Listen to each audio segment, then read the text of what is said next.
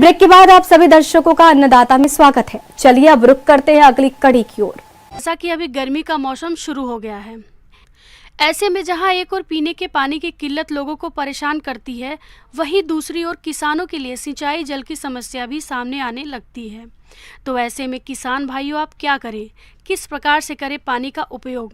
आइए इस बारे में जानकारी के लिए मिलते हैं डॉक्टर जेसी शर्मा से।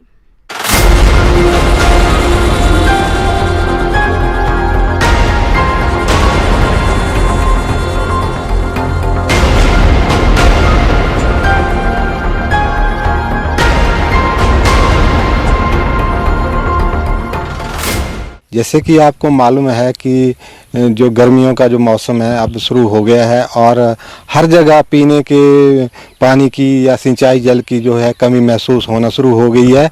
और इसी तरह अगर गर्मी बढ़ती गई तो मई या जून के महीने में ये जो कमी है बहुत ज़्यादा हो जाएगी। और इस कमी को निपटने के लिए किसानों को चाहिए कि वो अभी से ही जल भंडारण या जल की जो सिंचाई जल की जो अरेंजमेंट है, प्रबंधन है, उसके बारे में थोड़ा सोचें।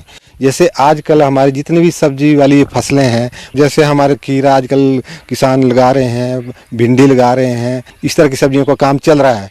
और फलों में भी आजकल जैसे हमारे स्टोन फ्रूट्स है, इन सब फसलों में आजकल फ्लावरिंग हुई है, फ्रूट सेट हुई है।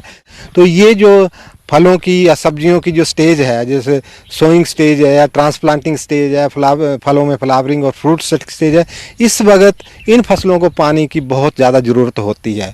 जो भी किसान इस वक्त जैसे टमाटर की फसल भी लगाने की तैयारी कर रहे हैं, जैसे भिंडी की फसल लगाई है या दूसरी शिमला मिर्च की फसल लगाने की भी अब तैयारी कर रहे हैं, तो जब इन फसलों को हम लगाते हैं तो ज़मीन में नमी जो अच्छी होनी चाहिए, तभी हमारी जो है क्रॉप जो अच्छी एस्टेब्लिश होती है और उसकी ग्रोथ भी अच्छी होती है और अच्छी क्वालिटी की हमें जो पैदावार मिलती है। तो जैसे मैंने आपको कहा कि सिंचाई जल की कमी होती जा रही है, तो किसान जैसे नदी नालों में भी अब सिंचाई जल का बहाव जो है बहुत कम हो गया है। तो ऐसे में हर किसान, हर बागबान को चाहिए कि वो किसी न किसी तरह सिंचाई जल की अरेंजमेंट करे।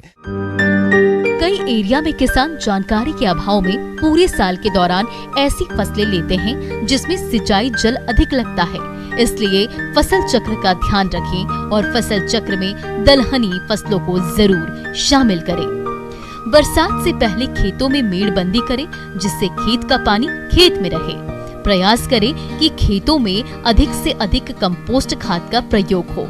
ऐसा करने से फसलों में सिंचाई का अंतर बढ़ जाता है। आप खेत में सबसे निचली जगह पर तालाब बनवा सकते हैं। ढलानों पर छोटे छोटे गड्ढों का निर्माण करवा सकते हैं जिससे बरसात का पानी इकट्ठा हो सके। ऐसा करने से भूमि का जलस्तर बढ़ता है और यदि बड़ा तालाब है तो सिंचाई के लिए भी उसका प्रयोग कर सकते हैं। 1 एकड़ या इससे अधिक एरिया में तालाब निर्माण के लिए शासन द्वारा अनुदान भी देय है।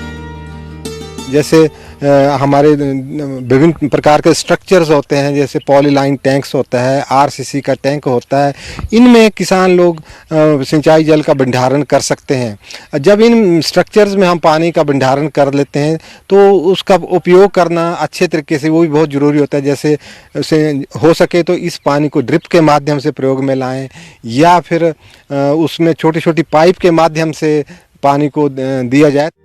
इसके अलावा और भी कई तरीके हैं जिसे किसान मिलकर कर सकते हैं। जैसे खेत के निचले स्थान पर रिचार्ज स्ट्रक्चर लगाएं जहां बरसात का पानी इकट्ठा होता हो। पुराने कुएं और नलकूपों को बरसात से पहले रिचार्ज करने की तकनीकों को अपना लें जिससे भूमि का जलस्तर बढ़े और नलकूपों से भरपूर पानी आए।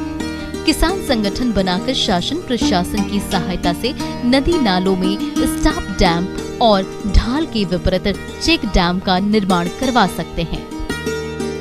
और ये फलदार जो पौधे हैं इनमें हम मल्चिंग के माध्यम से भी नमी संरक्षण कर सकते हैं। जैसे प्लास्टिक सीट की मल्चिंग भी कर सकते हैं, घास की मल्चिंग भी कर सकते हैं। आजकल एक नई मल्च मैट आई है, उसको भी प्रयोग में लाया जा सकता है। तो फलदार पौधों में तो मल्चिंग के माध्यम से भी हम सिंचाई जल की जो है थोड़ी जो ज़रूरत है उसको कम किया जा सकता है। और अगर हम फलदार पौधों में ड्रिप के माध्यम से सिंचाई करें तो ज़्यादा अच्छा रहेगा। उसमें एक तो जहाँ पौधे को पानी की ज़रूरत होती है उसी एरिया में हम सिंचाई करते हैं और ज़्यादा से ज़्यादा एरिया में ज़्यादा से ज़्यादा सिंचाइयाँ हम दे सकते हैं। मल्चिंग के माध्यम से भी हम काफ़ी सिंचाई की जल की जो मांग को पूरा कर सकते हैं और इससे और भी मिट्टी की गुणवत्ता में भी बहुत फ़र्क पड़ता है और ये काफ़ी हमारे क्वालिटी को भी इम्प्रूव करती है, मृदा की गुणवत्ता को भी इम्प्रूव करती है, पौधे के नमी संरक्षण करती है। तो इसके तो फलदार पौधों में काफ़ी फ़ायदे हैं। आगे और भी है खेती बाड़ी से जुड़ी बहुत सी रोचक जानकारियां, पर यहाँ पर रुकेंगे एक और ब्रेक के लिए, जल्द हाजिर होते हैं।